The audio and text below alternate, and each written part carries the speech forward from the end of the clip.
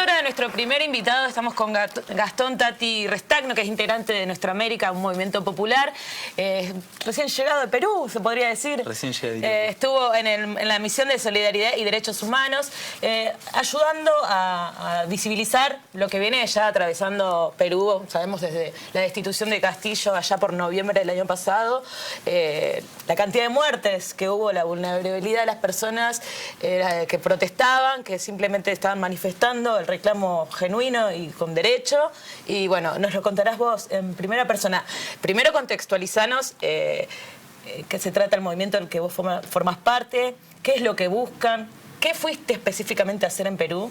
Ahí es la cámara, allá mirá, y contar a la gente que te está escuchando del otro lado. Buen día, Nuna, buen día, Colo, ante todo. Muchas gracias por el espacio que nos dan siempre desde ATP. Primero comentarles que nosotros pertenecemos al movimiento popular Nuestra América, que forma parte del Frente Patria Grande. Desde ahí nosotros participamos de varias misiones de solidaridad internacional y de derechos humanos en el último tiempo. La primera fue cuando fue el golpe a Evo Morales en Bolivia, de Áñez, en el año 2019. Después tuvimos una misión de solidaridad internacional también en Colombia, en Ecuador, y esta es la cuarta edición que, bueno, lamentablemente, decimos nosotros, tenemos que ir otra vez a una delegación a relevar los casos de violación a los derechos humanos en nuestros países hermanos, así que un poco estuvimos trabajando acerca de eso. La idea de la misión, el objetivo prioritario es visibilizar lo que viene sucediendo en el Perú y después relevar una serie de datos yendo a los territorios, porque esto no forma parte de ningún organismo internacional. Ahí están viendo las imágenes de lo que fue el paro nacional en Lima. Ahora, si quieren, comentamos un poquitito acerca de eso. Eso se le llamó en un momento la toma de Lima, que es cuando varias delegaciones de las regiones centro y sur de Perú se trasladaron hacia Lima para visibilizar en el epicentro político de la región todo lo que está sucediendo ahí, que son las masacres que no sé si pudieron ver en algunos momentos, la represión, la brutal represión en manos de la Policía Nacional principalmente, pero en convivencia con el Ejército Nacional y un también ejército paramilitar vestidos de civiles, que eran los que, acorde a las denuncias que nos estaban llegando, los que fomentaban la violencia, en este caso, de los manifestantes, tirándole cosas a la policía, eran infiltrados, y que la policía justifique su brutal represión. Después. Ahí estaban buscando justamente la renuncia de Dina Boluarte. Sí. Eso es lo que pedían en el momento que se los atacó, que la policía intervino. Bien, la principal demanda... ¿Qué es lo que demandan? Ahí está. La principal demanda que hay es la renuncia de Boluarte y el adelantamiento de las elecciones. Recordemos que con la renuncia de Boluarte ya se debería adelantar constitucionalmente las elecciones, pero en este último tiempo empieza a incorporarse una nueva demanda cada vez más fuerte, que es el llamado a la Asamblea Constituyente para diseñar y discutir una nueva constitución. Recordemos que en el Perú, con el golpe del fujimorismo en el año 92, en el año 93 se crea una nueva constitución que lo que hace es un Estado sumamente neoliberal que no puede incidir en cuestiones económicas, y hay un amparo hacia las principales élites nacionales que son las que actualmente están en alianza con el gobierno de Boluarte. Hablando de élites dentro de un país latinoamericano donde la realidad suele ser bastante similar a la de a otras regiones justamente del continente. Entiendo que ante un estallido sociopolítico emergieron todos los problemas y se puso en ebullición todo, desde los reclamos de los pueblos indígenas o de los pueblos originarios, pasando por las protestas estudiantiles, las protestas sindicales, todo se puso en ebullición. y el detonante fue la destitución de Castillo. En ese sentido, ¿qué observaron ustedes en cuanto a esa ebullición social? Porque evidentemente algo explotó.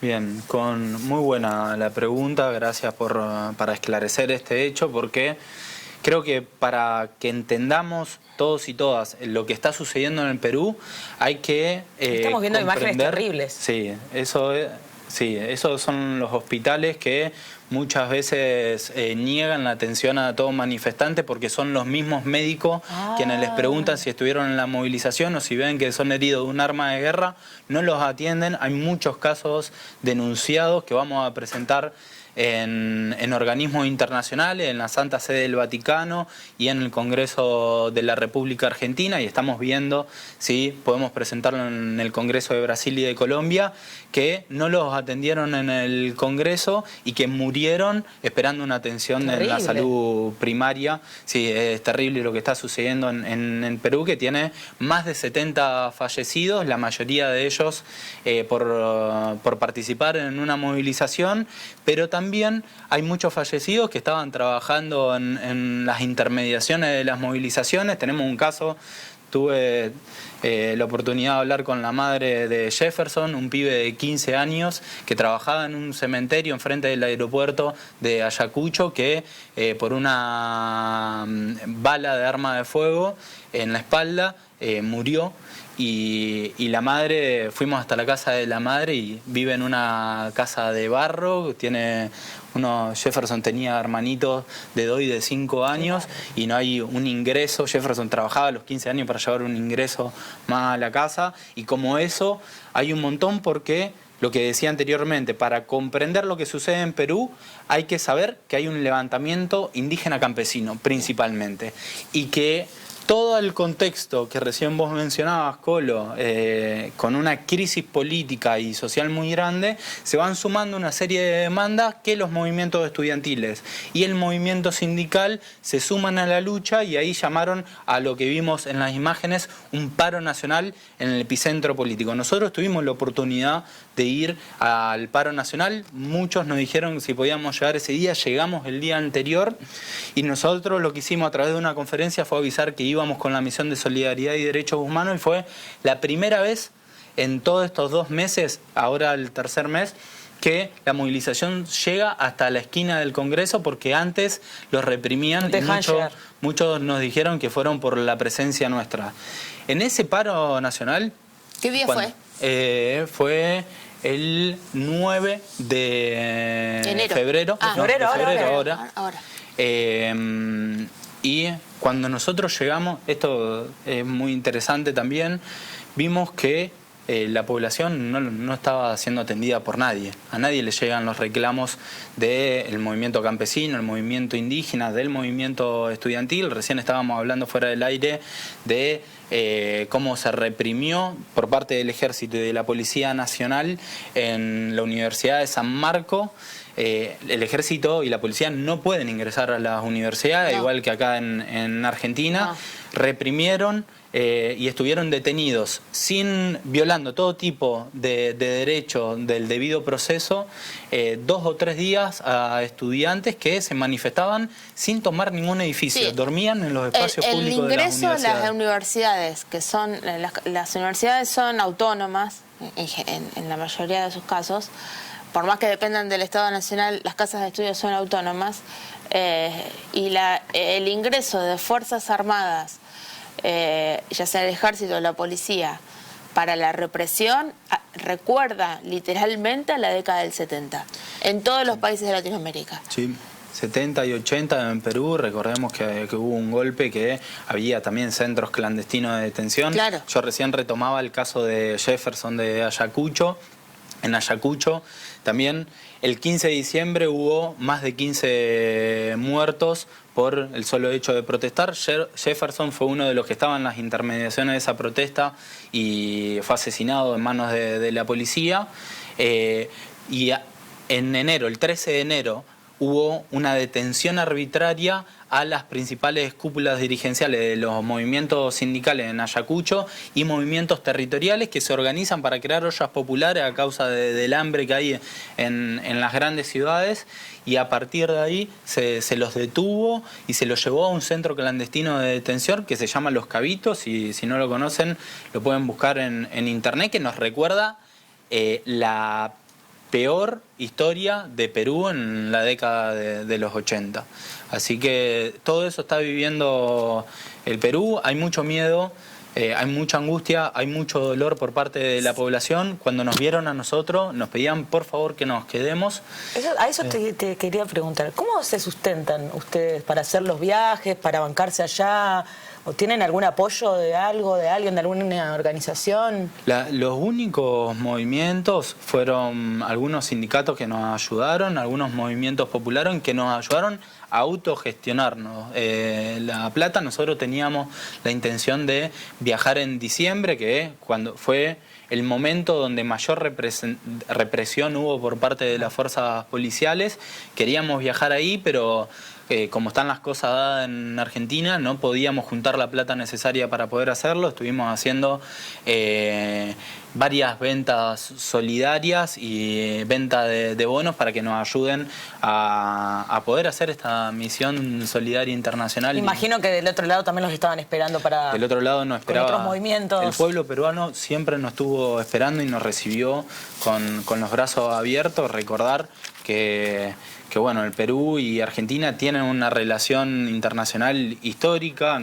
Siempre nos traían en el marco del paro nacional, cuando nosotros ingresamos a la movilización, ahí cuando hay gente que nos reconoció, nos presentaba como la Misión Internacional de Derechos Humanos de Argentina, y lo que pasó fue un recibimiento y se escuchaba en ese murmullo que para el Perú las Malvinas son argentinas, nos tiraban bandera, había mucha gente con las banderas de Argentina en ese momento, y la verdad que fue muy emotivo vivir ese tiempo, que enfrente teníamos un ejército de más de 10.000 efectivos policiales que parecían un ejército norcoreano de este momento. No sé si pueden ver las imágenes acá, pero lo que nos estábamos enfrentando y lo que proponía el gobierno en ese caso de Boluarte fue un enfrentamiento directo contra los manifestantes, poniendo lo que conocemos como la teoría de los dos demonios. Acá están los terroristas y acá estamos la fuerza de seguridad, de orden y progreso que se propone. En el orden político institucional, ¿cómo está el mapa? ¿Cuál es el mapa de la situación? Es decir, el gobierno se resiste a irse, por un lado. Entiendo que la oposición debe estar pidiendo un reordenamiento institucional. Y al mismo tiempo todo este calor popular está pidiendo una nueva constitución. ¿Esa es la nueva configuración que hay en este momento? ¿Esa es la coyuntura? A eso sumarle, a ese análisis que decías, Colo, hay que sumarle que hay un gran descontento y un descreimiento total sobre el Congreso Nacional. Hay un descreimiento sobre el gobierno de Boluarte y de las fuerzas de seguridad, más el Poder Judicial, que lo que están pidiendo es el adelantamiento de las elecciones para fijar nuevos representantes de la población, porque cuando Castillo es llevado a la cárcel después de intentar un golpe, sí. Boluarte ha utilizado la fuerza de seguridad para mantenerse en el poder, y la población le dice que Boluarte no es quien representa los intereses nacionales, populares, indígenas, campesinos, estudiantiles que recién mencionábamos con anterioridad.